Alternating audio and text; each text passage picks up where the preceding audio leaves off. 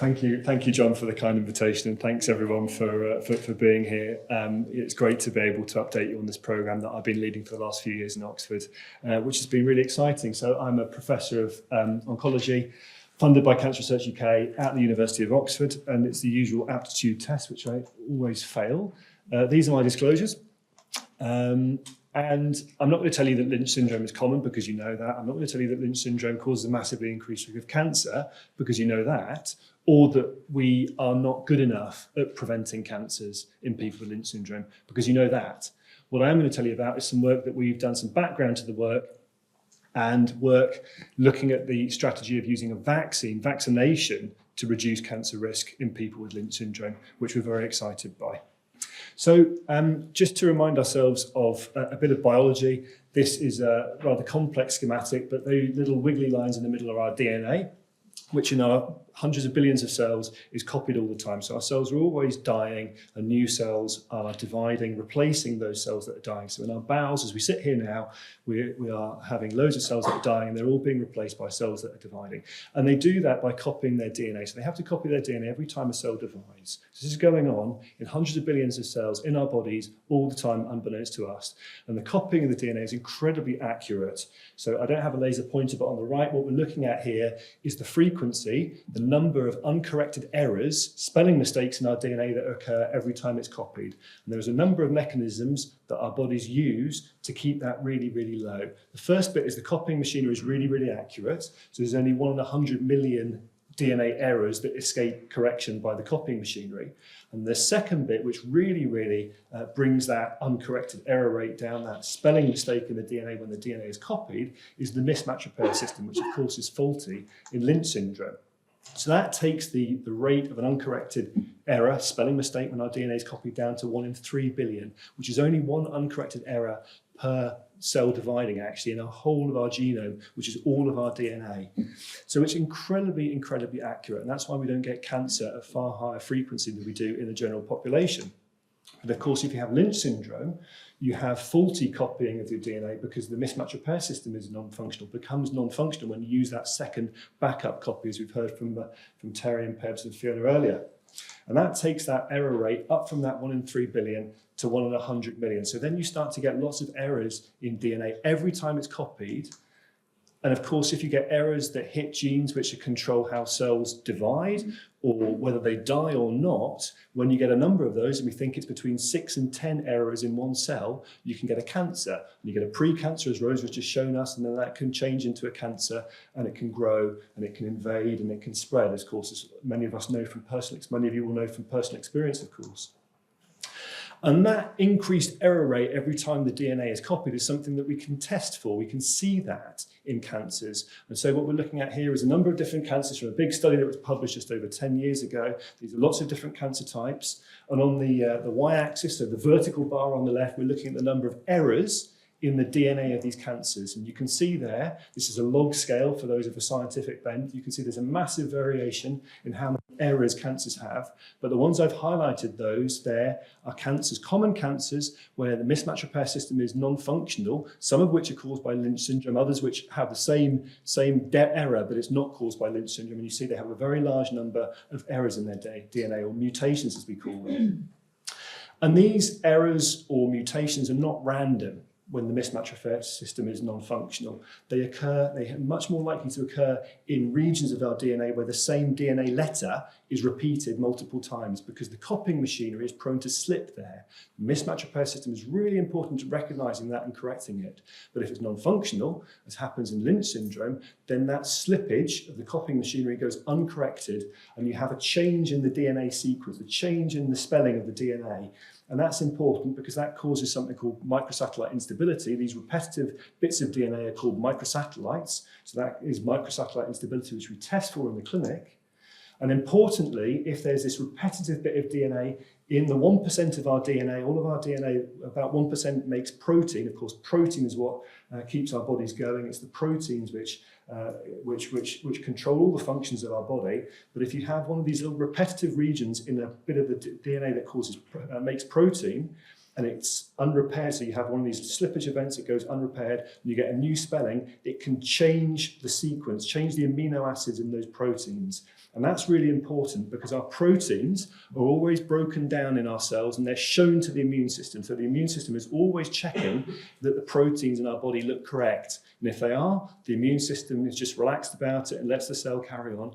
If the cell is showing an abnormal protein, or if there's an abnormal protein that's come into our body from a virus or a bacterium, the immune system recognizes that, says, hey, you're not me, and it attacks it and kills it. So this is going on for viruses and bacteria all the time in our body, and also we think for pre-cancers.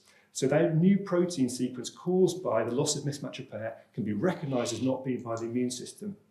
And that's important because that immune system, that immune activity, we can test for in the cancers, and you see those little brown dots on the right. This is a cancer with loss of mismatch repair, as in Lynch syndrome, and you see many, many more immune cells attacking the cancer compared to the common or garden non-mismatch repair deficient cancer on the left.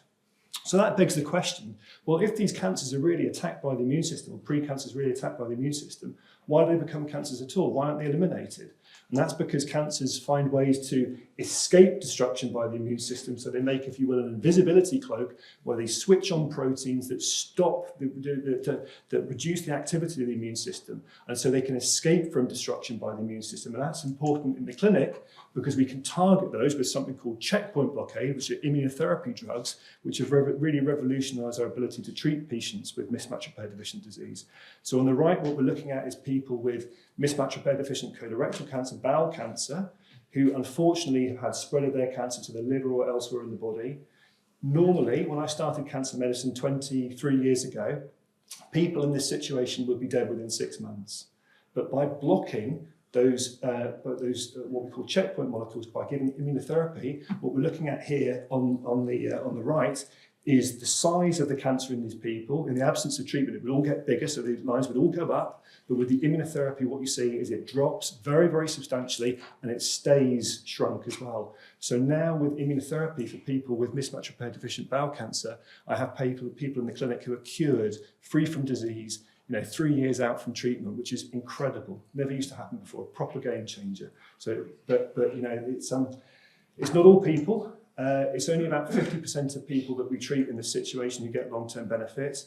It's obviously very expensive to use these sophisticated drugs, and actually they're not free from side effects. About 10% of people, 1 in 10 people who have these drugs, will have long-term problems with their glands. So they become deficient in their thyroid gland, or diabetic, or their adrenal glands don't work properly.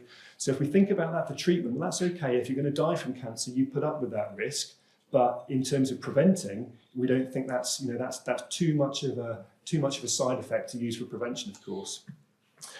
And of course, it's not a new concept that prevention is better than cure. Hippocrates knew this 2,500 years ago.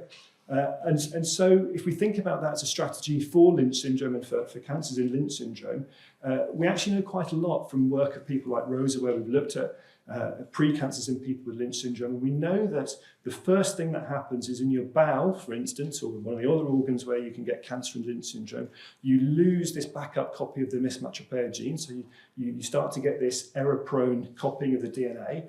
That causes those abnormal protein fragments, what we're calling frameshift peptides, so FSPs, for use the technical term there. They're recognized as not me by the immune system. And that little green dot there is a good immune cell, which is seeking to try and destroy this early pre-cancer. And so that is something which, sorry, I'll just highlight actually before I move on to the next bit. That is counterbalanced in pre-cancers by these red cells, which are immune cells which suppress the immune response, and also other mechanisms. So that invisibility cloak starts to become raised as we move from the pre-cancer to the cancer.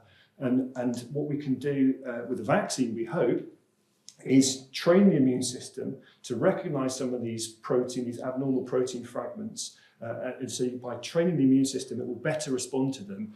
And instead of the pre-cancer developing that invisibility cloak and becoming a cancer and growing, invading and spreading, you can reverse that process, turbocharge the immune response with a vaccine. So it's able to eliminate that pre-cancer and stop the progression, stop the growth into a cancer, and take it back and eliminate it, using the immune system to eliminate these pre-cancers before they become cancers. So that's the strategy.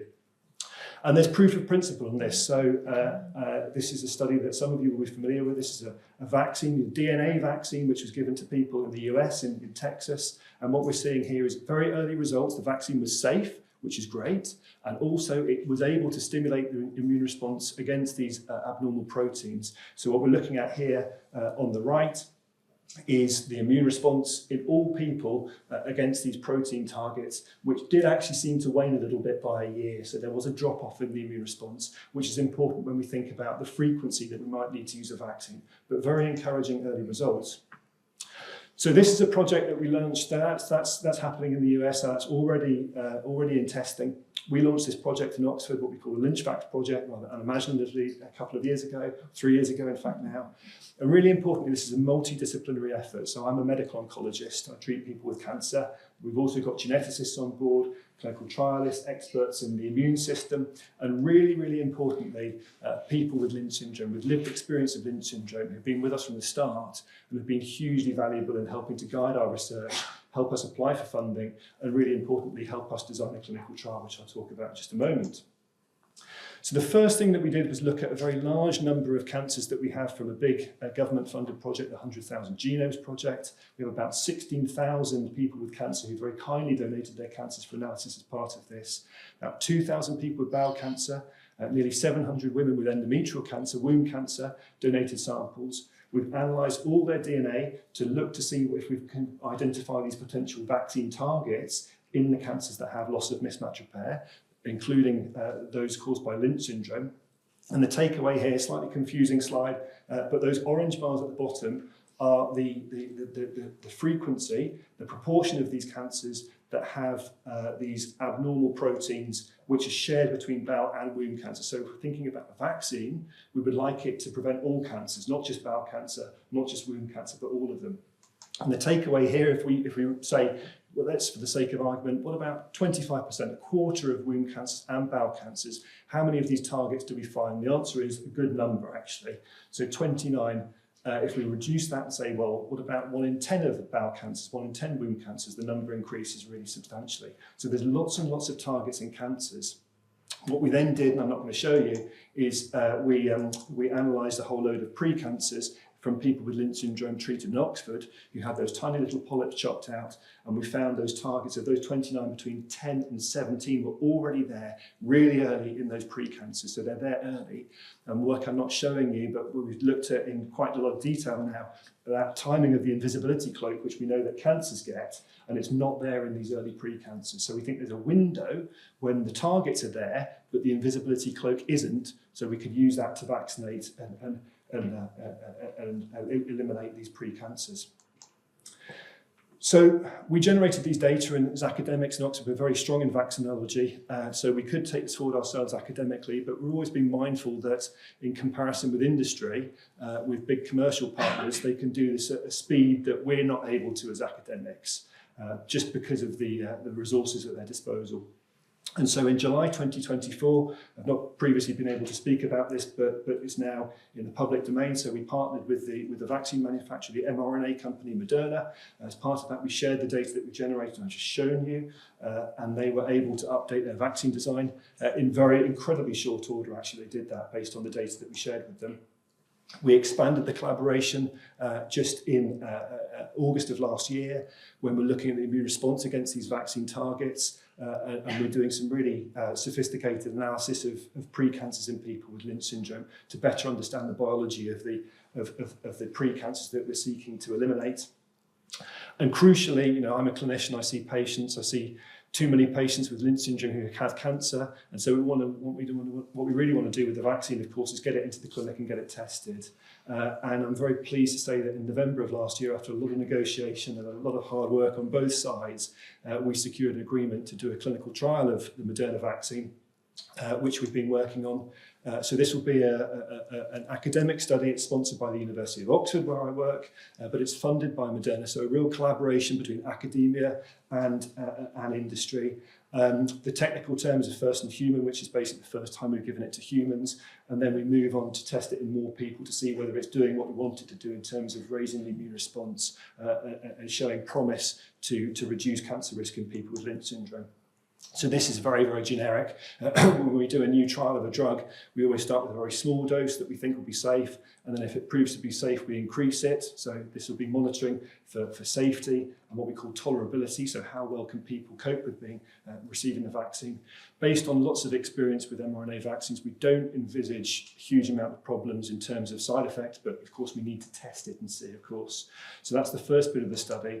And then the second bit of the study, after defining the best doses to take forward for further analysis, we'll be exploring the vaccine in greater detail, really looking at whether it's doing what we want it to do and has mileage in terms of preventing cancer risk or reducing cancer risk in people like yourselves with Lynch. So the first bit of the study will be run in Oxford, I know that not everyone here is based around Oxford, but that's just the realities of doing these studies. In the second part of the study, we will be expanding to other sites. So Kevin and Pebs at St Mark's are coming on board, which is fantastic, and John and the team in Newcastle, which we're really, really excited about. And there's a couple of other sites as well that we're in discussion with at the moment. And it's not absolutely set in stone beyond these three sites. So we're still in discussions. It's the work of lots of people, but some key people. So I'm leading the study. We've got a great team from gastroenterology, pathology, immunology. Clearly, we're doing a lot of science on the samples that we'll get from the trial. And really, really importantly, so I've highlighted it, we've got huge and incredibly valuable inputs from people with Lynch. So both in the program, in the LynchVax program, but also in the trial management group. So we have the view of the people that we're trying to help with us alongside the whole way through, which is incredibly, incredibly helpful, actually. We've had some engagement. So obviously I've spoken about this before. I'm delighted to be able to update you with this news. Lots of talks that we've given to people with Lynch around the country.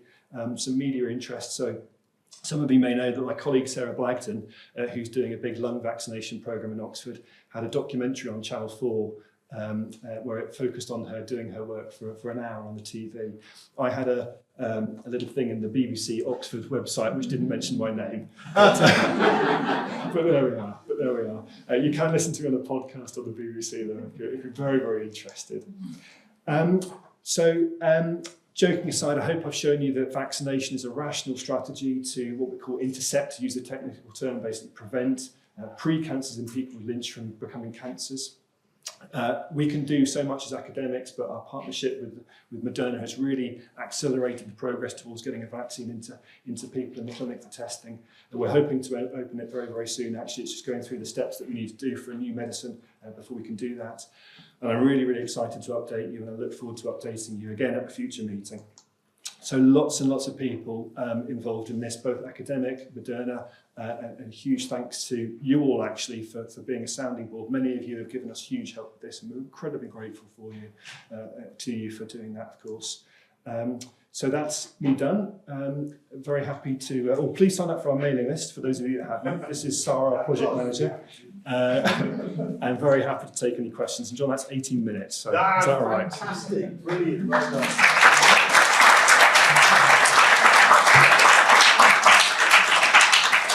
Okay, I know this is going to generate a huge amount of debate, but we also have to be conscious that we don't want to be too late for lunch, and Richard spent 5 hours driving here this morning to give you talk. So, we're just going to have a couple of questions now, but we will talk more on lunch, because this is going to be an ongoing conversation, obviously, forever.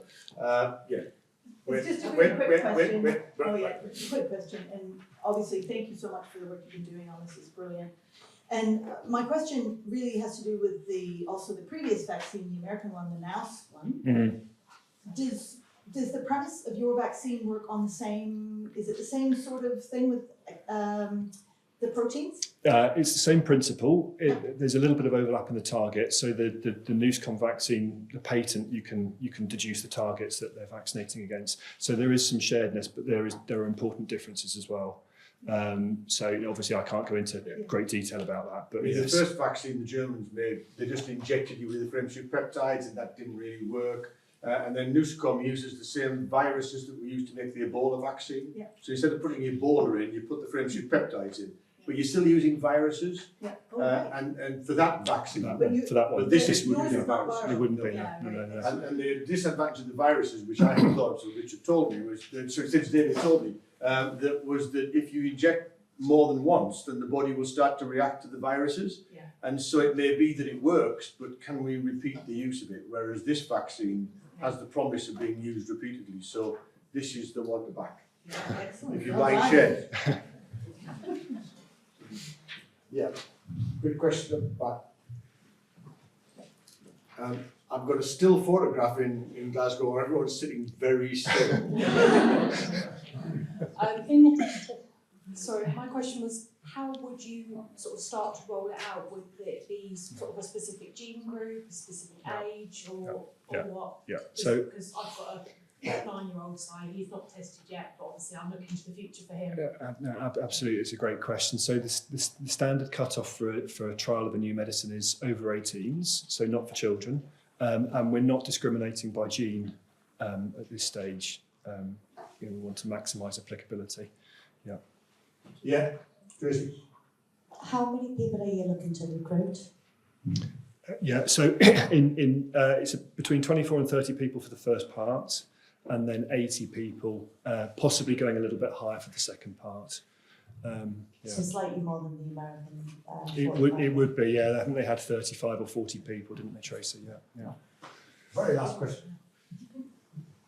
I'm based in Oxfordshire. I'm wondering, how do I potentially get involved in the trial? Buy blood. Come and speak to me. Okay. I'm staying for lunch. So come and speak to me. Right, David, thank you very much. And I think we shall move on. Thank you. That's a round of applause.